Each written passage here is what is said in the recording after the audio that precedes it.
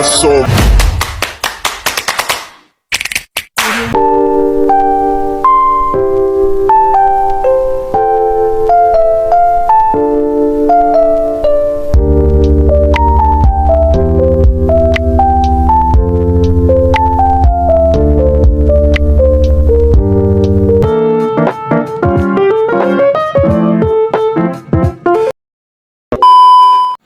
Assalamualaikum warahmatullahi wabarakatuh.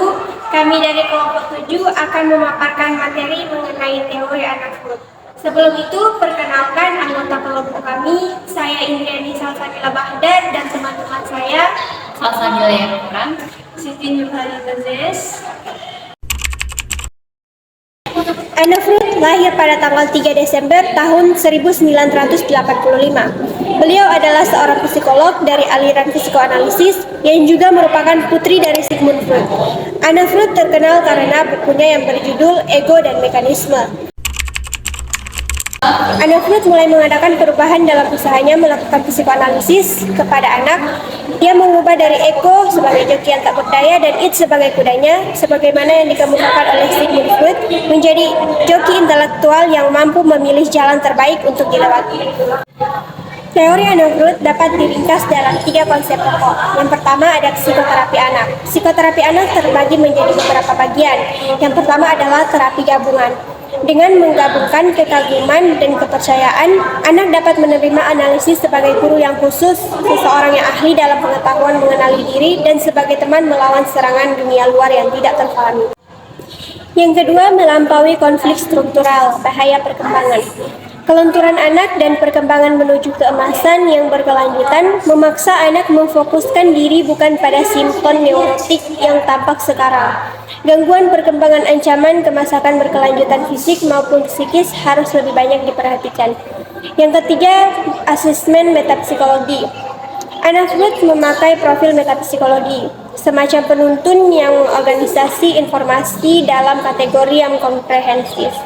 Ada 3 keuntungan memakai asesmen metapsikologi. Yang pertama, profil metapsikologi memberi arahan yang konkret dan seragam. Data apa saja yang sekurang-kurangnya harus diungkap dari klien. Yang kedua, profil mengharuskan terapis untuk mengintegrasikan hasil observasi dengan data sejarah kehidupan klien menjadi gambaran utuh bagaimana kepribadian anak berfungsi dan berkembang. Yang ketiga, metapsikologi dari data hasil. Observasi profil memakai konsep-konsep psikoanalisis mengintegrasikan teori-teori yang ada untuk memperoleh peta psikologi. garis perkembangan atau bisa juga disebut dengan developmental lines, interaksi antara id dengan ego dimulai dari dominasi id untuk memperoleh kepuasan secara bertahap akan bergeser ke ego. Untuk pada akhirnya, ego dapat menguasai realitas internal maupun eksternal. Garis-garis perkembangan menunjukkan usaha ego untuk mampu menghadapi situasi hidup tanpa harus menarik diri dan tanpa memakai mekanisme pertahanan secara berlebihan. Anna Freud mengemukakan 6 garis perkembangan, masing-masing bergerak dari dominasi id menuju realitas ego, dari ketergantungan menjadi percaya diri. Ketergantungan biologis kepada ibu tidak mengenal bahwa dirinya terpisah dengan orang lain. Membutuhkan hubungan yang memuaskan, ibu dianggap sebagai pemuas dari luar. Tahap objek tetap, gambaran ibu tetap ada, walaupun dia tidak hadir. Pre-Oedipus, tahap memeluk, ditandai dengan mendominasi objek yang dicintai.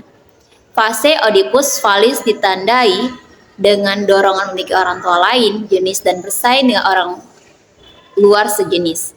Fase Latent dengan menurunnya dorongan transfer libido ke teman, kelompok, dan figur otoritas. Fase preadolescent, kembalinya kebutuhan hubungan, ia memuaskan dengan objek yang dicintai. Fase adolescent, berjuang untuk mandiri, memuaskan cinta dengan orang tua, kebutuhan kepuasan seksual. Dari mengisap menjadi makanan-makanan keras, disusui teratur, sesuai jadwal, atau kalau membutuhkan disapi dari botol atau susu ibu mengalami sulit makan makanan baru. Peralinan dari disuapi menjadi makanan sendiri. Makan masih identik dengan ibu. Makan sendiri berbeda pendapat dengan ibu mengenai banyaknya makanan. Seksual infantil membentuk sikap terhadap makanan. Fantasi takut gemuk atau hamil melalui mulut. Dan keenam, senang makan memiliki kebiasaan makanan yang ketentukan sendiri. Yang ketiga, dari ngompol dan ngobrol menjadi dapat mengontrol urinasi atau defekasi. Bebas membuang kotoran tubuh. Fase anak menolak kontrol orang lain dalam hal pembuangan kotoran. Perang kemau latihan kebersihan. Identifikasi dengan aturan orang tua. Mengontrol sendiri, membuang kotoran, minat kebersihan dan keteraturan didasarkan pada keteraturan anak. Kepedulian dengan kebersihan tanpa tekanan orang tua. Ego dan superego mengontrol dorongan anak secara otonom. Yang keempat, dari tidak bertanggung jawab menjadi bertanggung jawab mengontrol tubuh. Agresi diubah dari diri sendiri menjadi kepada dunia luar.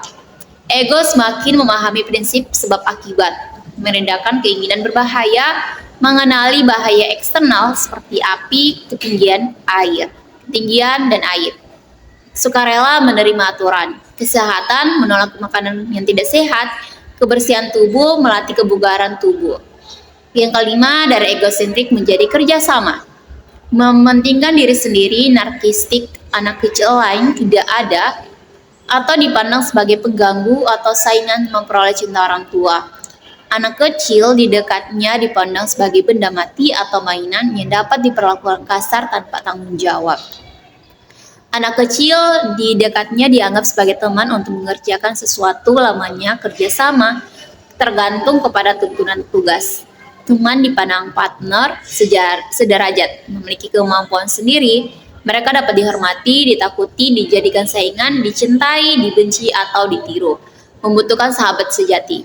Yang keenam, dari tubuh menjadi mainan dan dari mainan menjadi bekerja.